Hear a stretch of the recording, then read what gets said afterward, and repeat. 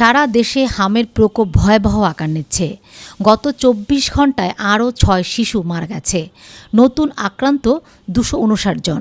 গত ১৫ মার্চ থেকে এ পর্যন্ত মোট মৃত্যু ৩১৭ জন। এর মধ্যে নিশ্চিত হামে ৫৪ জন, বাকিরা হামের উপসর্গ নিয়ে। সবচেয়ে বেশি মৃত্যু ঢাকায়। হাম অত্যন্ত ছোঁয়াচে রোগ, এর কোনো অ্যান্টিভাইরাল ঔষধ নেই। বেশিরভাগ শিশু নিউমোনিয়ায় আক্রান্ত হয়ে অনেক দেরিতে হাসপাতালে আসছে, তখন আর বাঁচানো সম্ভব হচ্ছে না। উপরন্তু অন্য রোগের চিকিৎসায় হাসপাতালে আসা শিশুরাও সেখানে হামে আক্রান্ত হচ্ছে। শিশু মারা যাওয়ার পর কেন মারা গেল এই তথ্য বিশ্লেষণ করাকে বলে ডেথ রিভিউ। এটা করলে জানা যেত শিশুটি টিকা পেয়েছিল কিনা, কতটা দেরিতে হাসপাতালে এসেছিল, চিকিৎসায় কোনো ভুল ছিল কিনা। এই তথ্য ভবিষ্যতে আরও শিশু মৃত্যু ঠেকাতে কাজে আসত। কিন্তু স্বাস্থ্য বিভাগ সেই ডেথ রিভিউ করছে না, শুধু মৃত্যুর সংখ্যা জানাচ্ছে, কারণ জানাচ্ছে না।